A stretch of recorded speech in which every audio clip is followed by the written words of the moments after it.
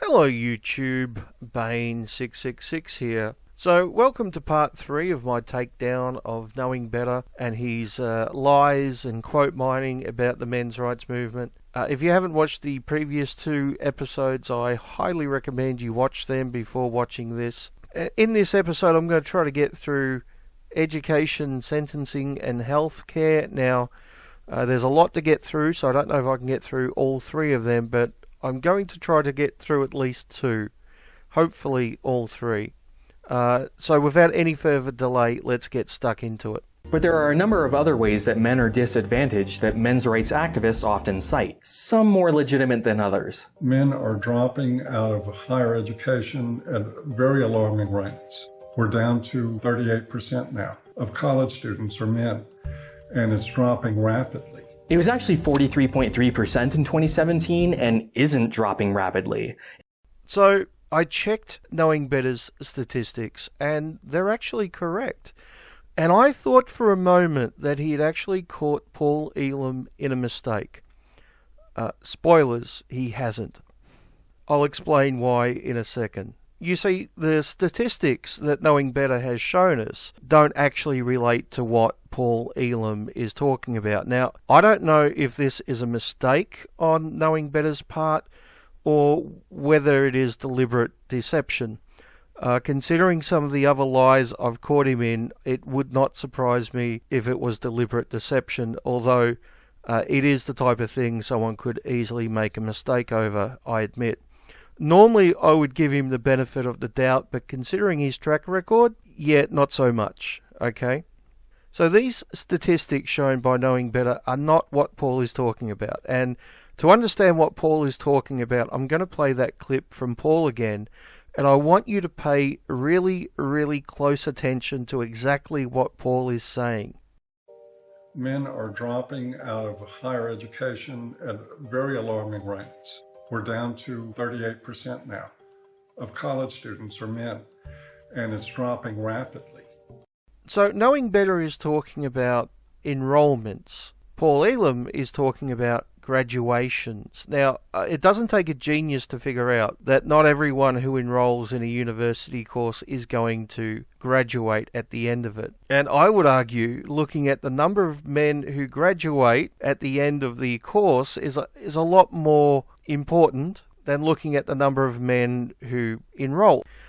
After all, if you enroll into a university course and you go 6 months and then drop out, you're not getting a degree. It's not going to help you get a job or a career, right?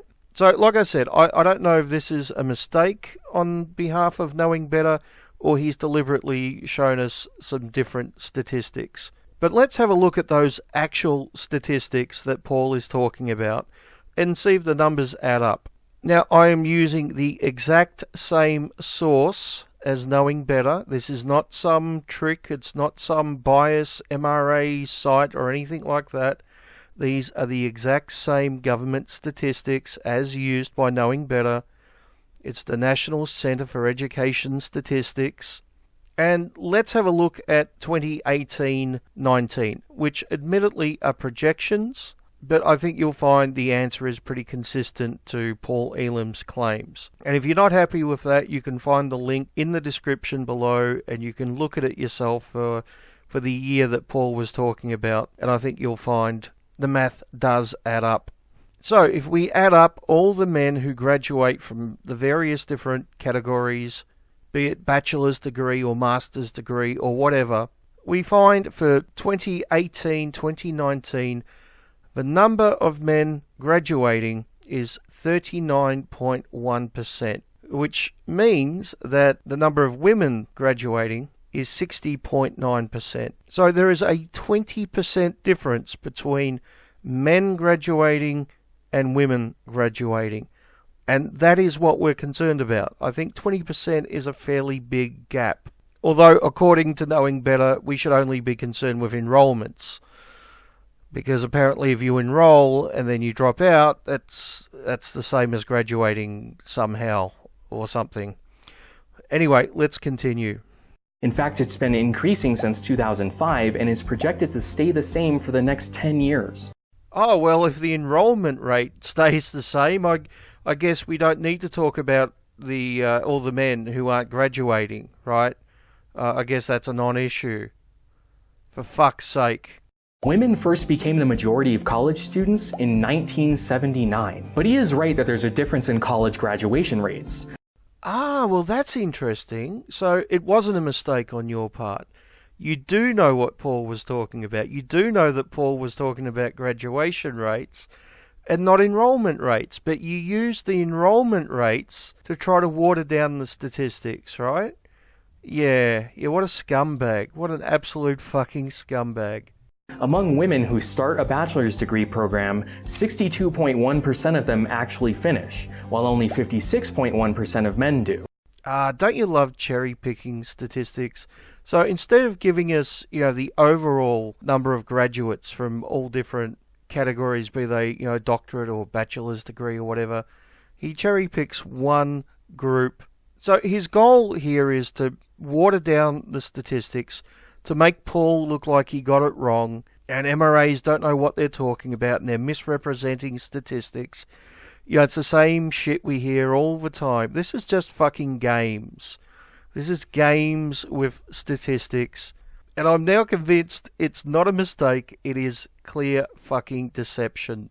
It's not that big of a difference, but still a difference. You'll also hear that boys drop out of high school 30 or 40% more than girls, which is true, but that's relative to girls. In 2016, the nationwide high school dropout rate was 7.1% for boys and 5.1% for girls. So once again, these stats come from the National Centre for Education Statistics, and this is his citation in the description that I'm using, just to be clear. So if we look at 2016, it does in fact say 7.1% for boys and 5.1% for girls. So I guess he got it right. Well, not exactly. It's a little bit more complex than that. You see, when we look at 2016 here, we have a couple of little numbers, 4, 5 and 6. And the ones which are relevant for this are 4 and 6. Although I'm going to ignore 4 for the time being. We'll come back to that in a little bit when he makes a future claim. Okay, the part in 6 which concerns us is data are based on sample surveys of the civilian non-institutionalized population, which excludes persons in the military and persons living in institutions, e.g. prisons or nursing facilities. So basically, these results are gained by doing surveys excluding prison populations. Do you see where there might be a problem with that? Considering 80% of male prisoners do not have a high school diploma and they are not included in this survey, we cannot say that these statistics are accurate in any way. We have to come to the conclusion that it has to be more than 2%. Now, what percentage is it? I don't know. But it would be interesting if we looked at these stats with the prison population in mind. Now, maybe there are some people out there saying, but Bain, the exact same standards are used towards females, so surely that you should take that into account. Yes, but there are vastly more men in prison than there are women, so the stats are going to be skewed. And considering one of the main problems of people dropping out of school without getting a high school certificate is the fact that they could end up in prison or juvenile detention, I think that, maybe they should be included and maybe we should be talking about them. So you can understand why I might have a problem with these. Which is actually near historic lows. In 1979, it was 15% and 14.2%, so trending down. Now, remember a couple of minutes ago I said that keep number 4 in mind because we were going to have a look at that. Well, here we go. Number 4 says, because of changes in data collection procedures, data may not be compatible with figures for years prior to 1992. So you cannot compare figures from 2016 to figures from 1979 because the way the data was collected is different.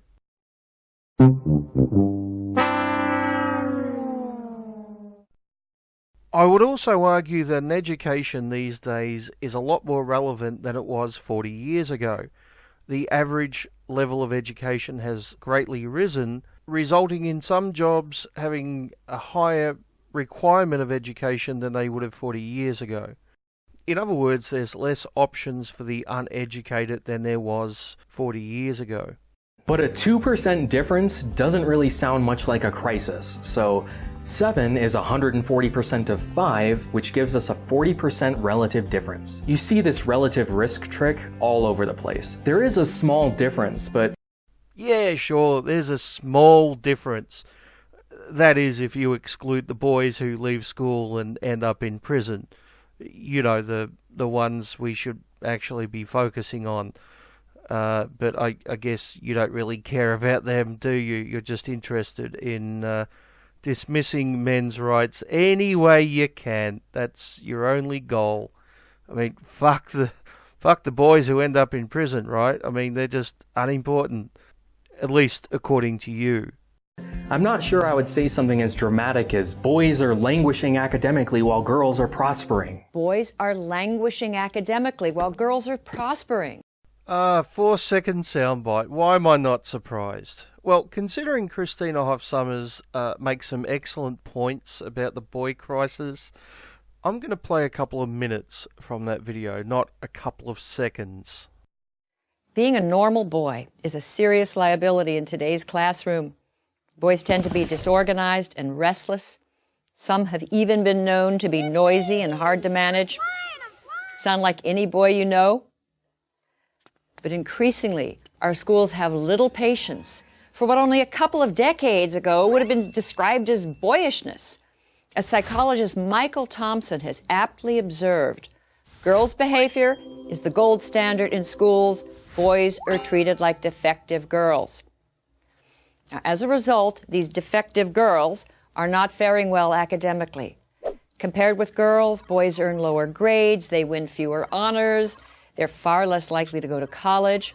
Boys are languishing academically while girls are prospering.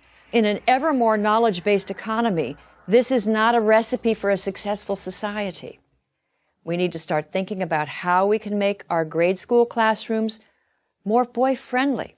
So when it comes to the boy crisis, there are many, many different things that Knowing Better could have talked about and addressed. He could have talked about boys being drugged in the classroom, boys who are just, doing normal boy stuff, and how that is somehow considered wrong these days, and those boys are being drugged with drugs like Ritalin.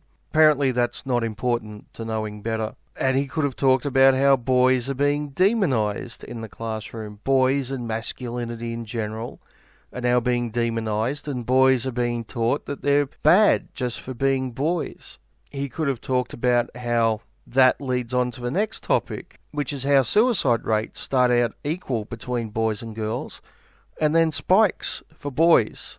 Surely that would be a thing of interest to someone who actually cares about boys and males in general. Apparently not.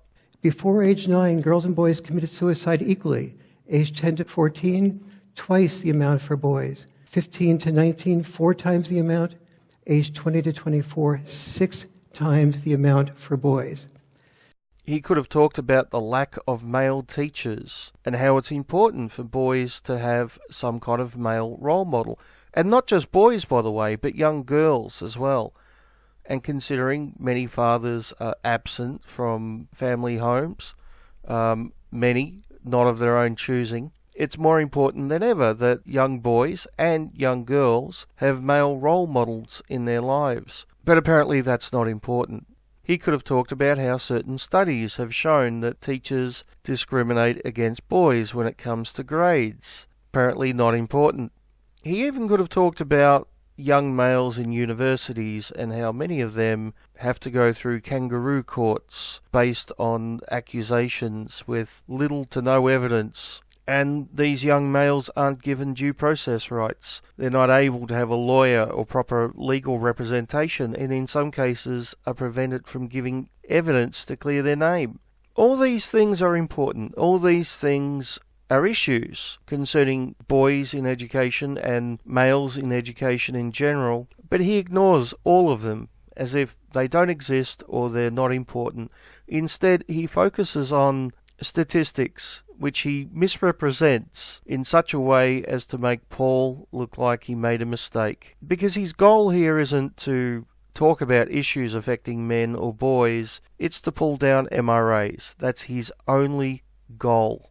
So let's move on to the next topic, which is sentencing. While men are slightly behind in the education system, they're well ahead when it comes to the prison system. Men are sentenced to 63% more prison time for the same crime as women. That's actually true and pretty much indisputable. Yet just about every single time we bring it up, it is disputed. One of the counter-arguments that I hear all the time is it doesn't take into account prior convictions. Well, actually, it does. If you look at Sonia Starr's study into the sentencing gap, you will find that she does take into account prior convictions. But despite this, we still get feminists claiming that women are the real victims when it comes to sentencing, which is just insane. And these same feminists claim that women need even more of a sentencing discount. And they will argue that because there are less women in prison, that means we should have even less women in prison. We'll go into those stats in a little bit, don't worry. But when I first watched this video from Knowing Better, and I saw him start talking about the sentencing gap, I thought to myself, I'm willing to bet just about any amount of money he ends up concluding that race is a bigger factor. Now, do you think I would have won that bet? Let's find out. Of all men in America, 1 in 9 have, are, or will eventually spend time in prison. Among women, it's only 1 in 56. This might lead you to believe that men commit crimes more often than women, which is statistically true. Yes, but if we just look at the gender and the number of people in prison, that's not really a good indicator of who is committing more crime. The same goes for convictions. Now, we'll go into this in a little bit more detail in a minute, but first, let's get some statistics from Knowing Better. But even when a woman is convicted, her punishment is far more lenient. They are twice as likely to receive no jail time, and if they do, say they're sentenced to 10 years, a man convicted of the same crime will get 16 years. And if he's a black man, he'll get 20. Okay, so let's have a look at these stats with some visual aids. Now, let's say for the sake of argument, 8 people committed the exact same crime. They all have the same criminal history, etc., etc. It's all exactly the same, apart from gender and, in the case of 2 people, race. But we'll get to that in a minute. So out of the 8 people, we have 4 which are female and 4 which are male. And 2 of the males are African American. Okay, so now let's put in the stats that Knowing Better told us. Now, I'm going to stagger the convictions because not everyone commits crimes at exactly the same time. And each of the women gets sentenced 10 years. The non-African American males get 16 years. And the African American males get 20 years. Now, there is one fault, one mistake with this diagram. And that is there are too many women in prison because, as Knowing Better said, women are twice as likely to avoid prison. So we can get rid of half the women, and suddenly we're left with this. So just by this diagram alone, we can see why there are more men in prison than women, but I'm not finished yet. For example, if we look at this time period, we see that there are twice as many men in prison as women. But if we look at this time period, there are 4 times as many men in prison as women. And if we look at this time period, there are no women in prison whatsoever, only men. So when you take into account the fact that women are less likely to receive a jail sentence, as well as the fact that men will spend a lot more time in prison for exactly the same crimes, there will always be vastly more men in prison than women. Now, let me stress, we started from the position where an equal number of men and women committed the exact same crimes. But if we were to look at the end results, we could easily conclude that men commit vastly more crimes than women. Criminal justice reform, and especially prison reform, is something I've been pushing for a long time, and I've never really considered it a male issue. It's usually a race issue. Unfortunately, diminishing or dismissing the gender sentencing gap is something I've heard all too many times.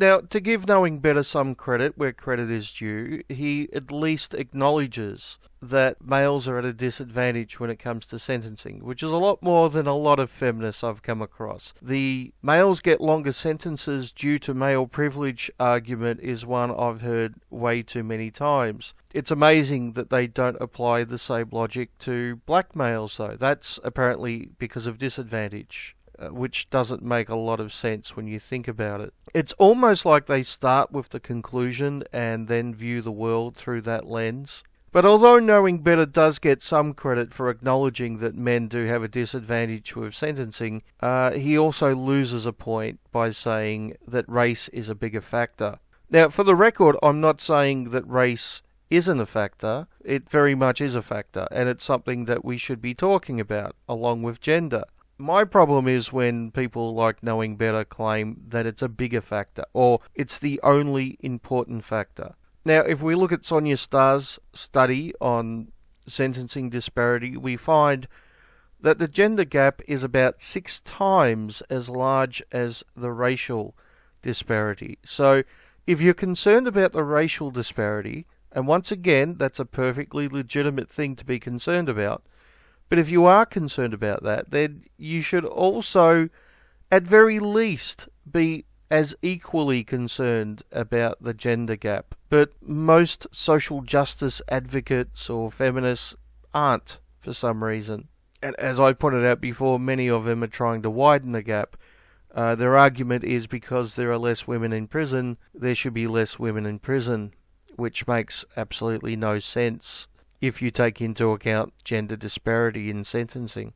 But if we look at the example that Knowing Better himself gave us, where a woman gets 10 years, a man gets 16 years, and a black man gets 20 years, what we find is that the disparity between the woman and the man is 6 years, and the disparity between the man and a black man is 4 years. Now, I'm no expert on math, but I would assume that 6 is larger than 4, right? Now that the boys and their atmosphere of intimidation are gone, we can finally breathe. Breathe, ladies. Now let's buckle down and do some math. Yes! How do numbers make you feel? What does a plus sign smell like? Is the number 7 odd or just different? Are we going to do any actual math problems? Problems? That's how men see math, something to be attacked, to be figured out. But isn't it? I mean, confidence building can't replace real learning. Uh-oh, Lisa. Sounds like you're trying to derail our self-esteem engine. Let's sing it back on the tracks. It's amazing how predictive The Simpsons were. You're a worse version of Hitler! So let's have a little closer look at Knowing Better's logic. Say they're sentenced to 10 years, a man convicted of the same crime will get 16 years. And if he's a black man, he'll get 20. And I've never really considered it a male issue. And if he's a black man, he'll get 20. It's usually a race issue. And if he's a black man, he'll get 20.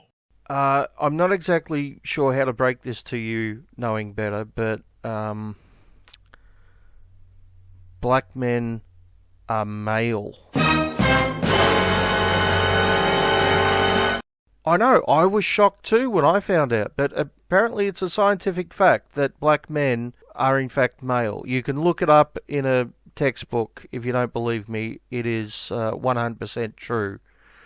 But all joking aside for a second, it's astounding that he sees the black part but not the male part. I mean, after all, it's not black women who are getting 20 years to a white woman's 10 years, is it? In fact, white men get longer sentences than black women for the exact same crime. So, although I admit there is a racial aspect to sentencing, it just astounds me how social justice advocates who claim that they want equality for everyone will constantly diminish or dismiss or excuse away the gender aspect of sentencing. It's astounding. But it comes from seeing the world through the lens of oppressor and oppressed. And it's easy for them to see that whites oppress blacks. But it's harder for them to acknowledge that men can be disadvantaged in some way because they see men as the oppressors. And how would an oppressor be disadvantaged by a system which is built to advantage that person? Which is why we get insane arguments about males getting longer sentences being male privilege, but at the same time it's discrimination against black males for some reason. And even though it's due to male privilege, apparently we still get feminists arguing that the gender sentencing gap should be wider because apparently women are disadvantaged by their advantage. It's insane. It's insane. And if social justice advocates were actually interested in equality like they claim, they would be talking about the gender sentencing gap constantly. It would be one of their main topics. But it's not for some reason. It's usually completely ignored. And the only time most of them bring it up, if they bring it up at all, is in response to MRAs bringing it up. And to give people like Thomas Smith and Knowing Better a little bit of credit, at least they acknowledge that it's a legitimate thing when they do bring it up in response to MRAs. But once again, if they were actually interested in equality, they should bring it up without us bringing it up first. They should bring it up without it being a response to MRAs bringing it up. It shows that equality isn't their real goal. I should say equality for everyone, that is. Just equality for some people, right? Anyway, let's go on to the next topic, which is healthcare. But I can see why they include it on the list. Other indisputable facts that MRAs often cite when discussing the difference between men and women have to do with healthcare outcomes. On average, women live 7 years longer than men. We spend more on female healthcare, mostly because they just happen to go to the doctor more often. Well, that is definitely one factor, but it's not the only factor, is it? We not only spend more money on women because they go to the doctors more often, but as you're about to point out in a second, we spend more money on research for female-specific illnesses. However, this hasn't stopped feminists trying to claim that this is somehow misogyny, because, everything is misogyny. Everything is the hatred of women. Even when women get more medical funding and more medical treatment and research than men, it's still somehow misogyny. Anyway, let's continue. Women have more regular healthcare needs. Breast cancer and prostate cancer kill people at similar rates, but breast cancer gets a lot more funding, which mostly just comes down to marketing. If prostate cancer had something similar to a pink ribbon or a yellow wristband, I'm sure that could change. Prostate cancer actually has a ribbon, but you probably didn't know that.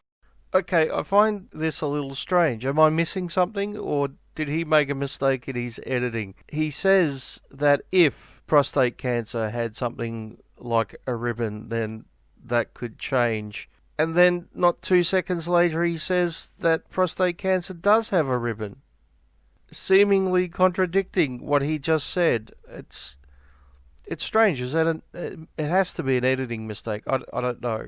It's weird.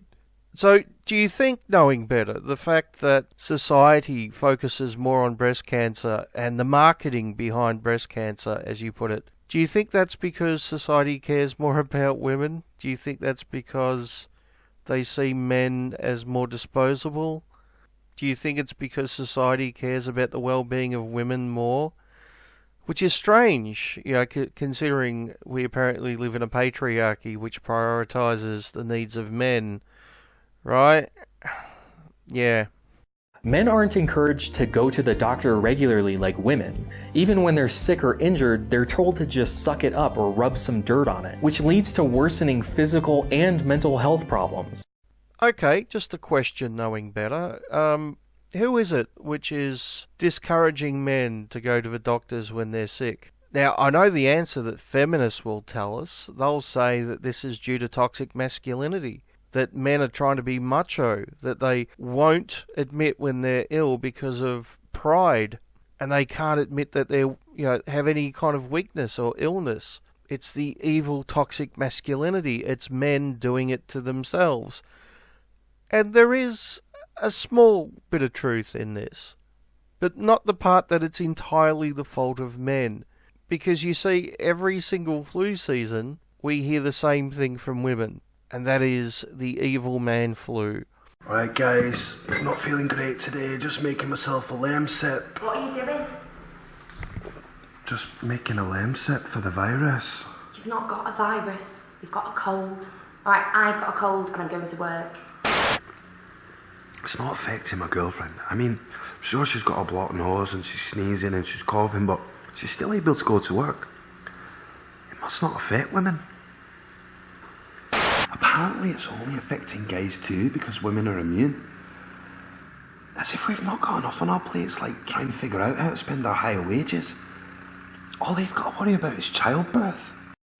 We see stereotypes of the crybaby male who has a little cold and is acting like he's dying, as opposed to his brave, strong female partner who has to soldier on despite being sick, because women are brave and strong, unlike crybaby wimp men.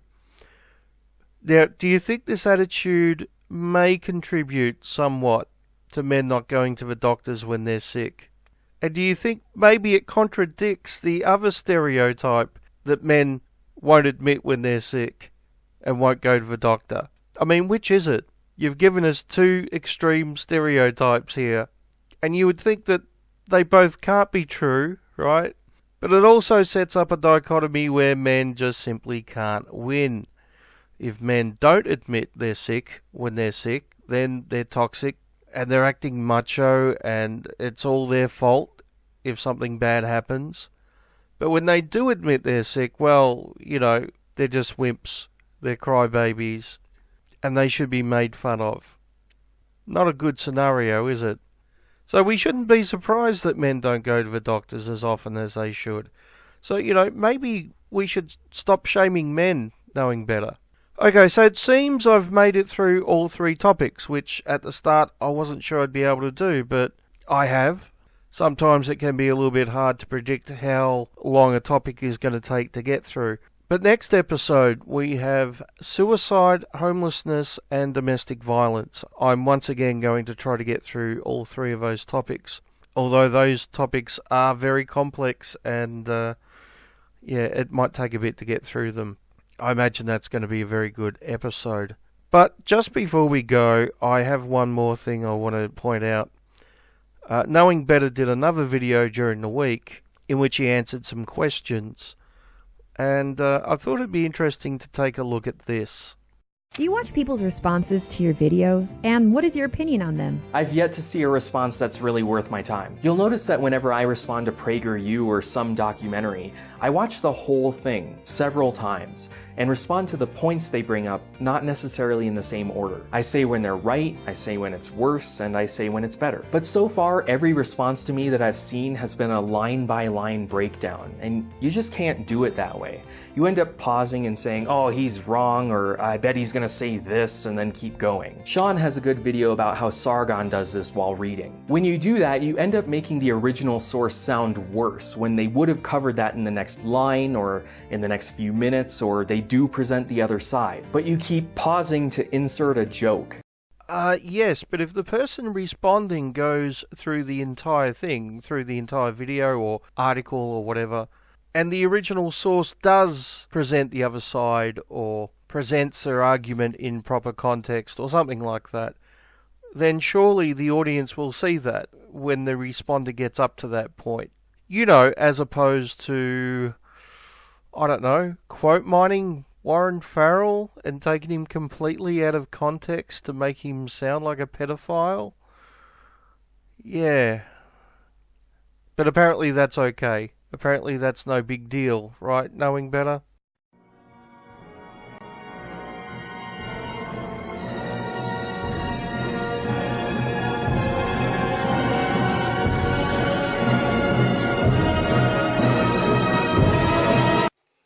Well, here are 4 reforms that would make a very good start. 1. Turn boys into readers. In all age groups, across all ethnic lines, boys score lower than girls on national reading tests. Good reading skills, need I say, are critical to academic and workplace success. A major study in the UK discovered, not surprisingly, that girls prefer fiction, magazines, and poetry, while boys prefer comics and nonfiction. Boys whose eyes glaze over if forced to read Little House on the Prairie may be riveted by the Guinness Book of Records. Cool. Boys will read if given materials that interest them. If you're looking for suggestions for books that have proved irresistible to boys, go to guysread.com. 2. Inspire the male imagination. Celebrated writing instructor Ralph Fletcher contends that too many teachers take what is called the confessional poet as the classroom ideal. Personal narratives full of emotions and self-disclosure. These are stories girls commonly write, and these are prized, whereas action stories describing, say, a skateboard competition or a monster devouring a city, these are not. I recently read about a 3rd grader in Southern California named Justin who loved science fiction, pirates, and battles. Well, an alarmed teacher summoned his parents to school to discuss the picture the 8-year-old had drawn of a sword fight, which included several decapitated heads. The teacher expressed grave concern about Justin's values.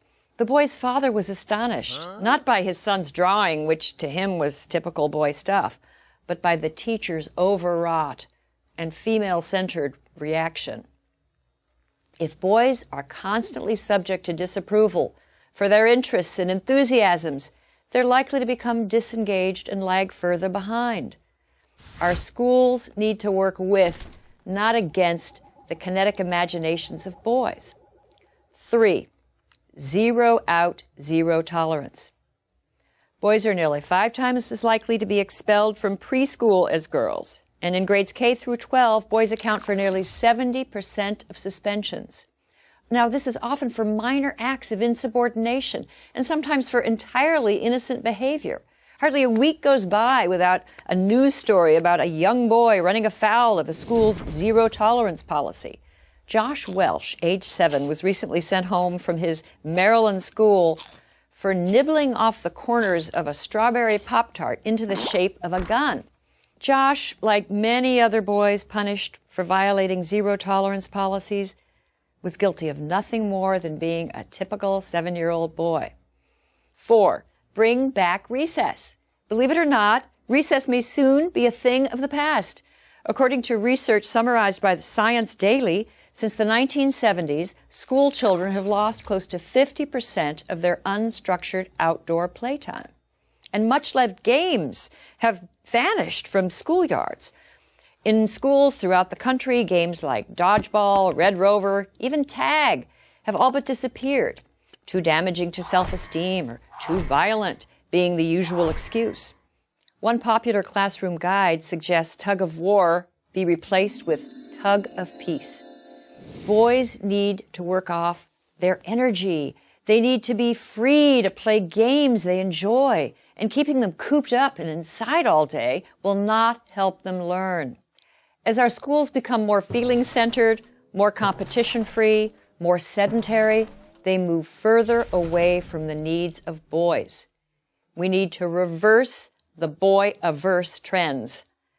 Male underachievement is everyone's concern. These are our sons. These are the young men with whom our daughters will build a future. If boys are in trouble, so are we all. I'm Christina Hoff Summers at the American Enterprise Institute for Prager University.